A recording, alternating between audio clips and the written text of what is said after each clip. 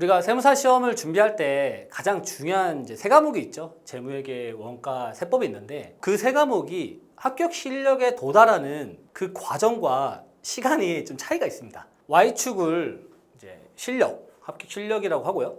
X축을 이제 공부 기간, 뭐 공부 시간이겠죠. 회독, 그다음에 수험 기간, 약간의 개인차는 있을 수도 있겠지만 이 세 과목이 합격 실력까지 도달하는 게 정말 다릅니다. 이거를 좀 이해를 하셔야 우리가 긴 수험 기간 그리고 각 과목을 어떤 차이점과 어떤 전략을 어떻게 수립할지 세우실 수가 있어요. 먼저 우리 재무회계부터 해보겠습니다. 재무회계는 합격 실력까지 도달하는 기간이 좀 오래 걸립니다. 대신 좀 점진적이에요. 중간에 약간의 어려움과 좌절은 있겠지만 계속 시간을 넣고 잘못된 방법이 아니라면 계속 공부 실력이 올라가게 돼요. 조금 기간이 오래 걸려요. 이게 좀 어려운 과목이거든요. 양도 많고 한 1년 정도 됐을 때 합격 실력에 도달을 하고 그리고 막판에 1차 객관식을 막 돌리면서 결국은 합격 실력에 도달하게 됩니다. 왜 이걸 제가 말씀드리냐면 저희 많은 수험생분들이 우리 세무사 시험을 준비할 때 맨 처음에 공부하는 게 사실 회계 원리, 중급회계잖아요. 근데 이게 처음에 시작할 때 어려우니까 이거 하다가 사실은 이 긴 시간이 걸리는 거를 견디지 못하시고 또는 알지 못하시고 중간에 포기하는 경우가 많습니다. 아 이거 역시나 나랑 좀 안 맞는가 보다. 좀 잘못 골랐네? 아니시면 이거 중급회계를 어떻게든 막 실력에 너무 초반부터 끌어올리려고 원가나 세법 공부를 못 하시게 돼요. 너무 초반에 막 이렇게 완벽하게 해서 회계 원리부터 완벽하게 하고 다 문제 씹어먹으려고 하지 마세요. 절대 못 합니다. 이거 6개월 이내에는 회계학 실력이 막 올라오지 못해요. 한마디로 비유를 하면 재무회계는 약간 마라톤 경기랑 좀 비슷합니다. 내가 초반에 뭐 1km, 2km 내에 최고 실력을 올린다거나 아니면은 너무 짧은 시간에 목표 점수에 도달하기는 거의 불가능하거든요.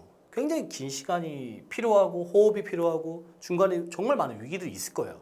절대 포기만 안 하시면 됩니다. 꾸준히 하시면은 계속 점진적으로 실력이 올라가실 거고 어느 순간 합격의 임계점에 도달하실 거예요. 정말 믿으시면 됩니다. 두 번째로 원가가 있는데 정말 중요하거든요. 원가. 제가 그리고 우리 공부 계획표에서 정말 원가를 제가 강조하잖아요. 그리고 원가 1.5차. 원가 1.5차를 통해서 1차와 2차를 다 잡는 방법이잖아요. 원가는 그래프가 좀 달라요. 원가는 이렇게 단기에 실력을 끌어올 수 있는 과목입니다. 그리고 두 번째 특징이 한 번 실력을 올려놓으면 이게 유지하기가 좀 수월해요. 다른 과목에 비해서. 다른 과목 같은 경우에는 재무회계나 특히나 세무회계나 우리가 조금만 손 놔도 그냥 실력이 확 떨어지거든요. 근데 원가는 약간 수학같이 비슷해가지고 실력이 유지가 돼요. 그래서 일주일에 한 2번만 하더라도 실력이 계속 유지가 됩니다. 병행하시는 분들도 원가 굉장히 추천드리잖아요. 왜냐하면 병행하시는 분들은 공부 시간이 부족하니까 일단은 공부할 양이 많이 밀려 있으면 수험에 부담을 느껴요. 그러니까 먼저 원가부터 실력 끌어올리셔라. 병행이 아니신 분들도 원가부터 잡아놓으면 그 다음 전체적인 회계학에서 재무회계를 뭔가 공략하기도 수월하고 그러면 또 세무회계에 집중하기 위한 공부 시간을 확보하기가 굉장히 중요하거든요. 원가는 뭔가 좀 단거리, 중거리 경기라고 생각하시면 돼요. 그리고 한번 실력을 올려놓으면 유지하기가 굉장히 수월합니다.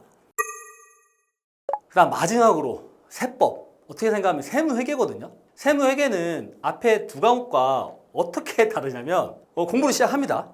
공부 시작하면 그래 조금 재밌어요. 처음에는 중급회계하고 원가하고 달리 좀 우리 일상생활하고 관련된 거잖아요. 세법이 재밌습니다.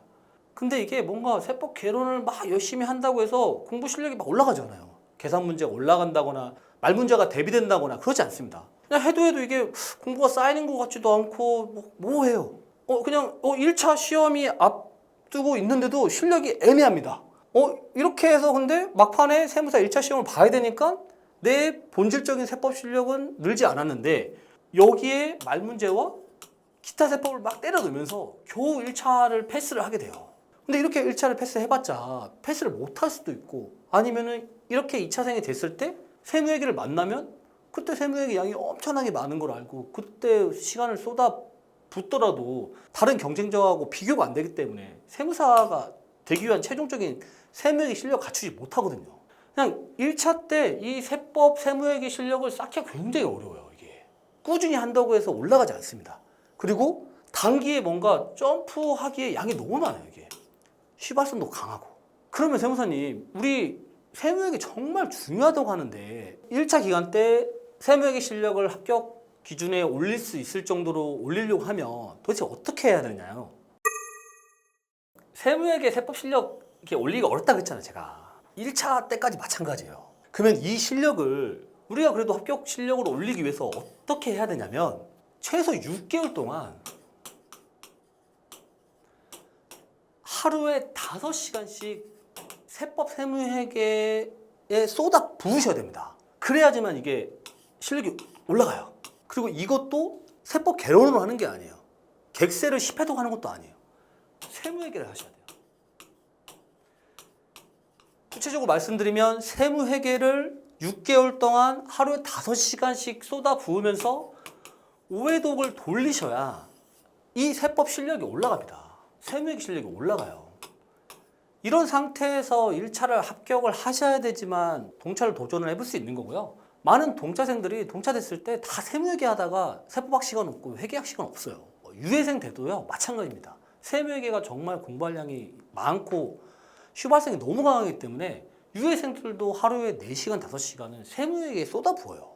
세무사 1차 합격을 수월하게 하려고 하기 위해서라도 이 세무회계 실력을 반드시 갖춰 두셔야 되는데 이렇게 6개월 동안 하루에 5시간씩 집중할 수 있는 수험 기간이 없어요, 사실은. 그리고 이걸 잘 모릅니다, 수험생분들이. 그냥 뭐 세무사 1차 뭐 기타 세법이랑 뭐 부가세, 소득세 말문제하고 좀 있으면 뭐 한 50점은 좀 나온다던데 그렇게 한 다음에 동차생 돼서 세무회계 공부하고 유예생 돼서 더 열심히 하면 합격할 수 있지 않나요? 그럴 수도 있지만 그러지 못할 수도 있습니다. 그리고 제가 생각하는 유예생이라면 합격할 수도 합격하지 못할 수도 있는 건 유예생이 아니라고 생각해요. 무조건 합격할 수 있는 상태를 만들어 두셔야지만 그 유예생이라고 생각합니다. 정말 3차는 저는 정말 생각 안 하셨으면 좋겠습니다. 그리고 이 세 과목의 차이는 이제 세 과목 다 사실 문제풀이가 다 중요해요. 문제풀이가 중요하지만 재무회계는 개념 이해가 좀 중요합니다. 살짝 숫자고 회계지만 법과목이랑 좀 비슷하다고 생각하면 돼요.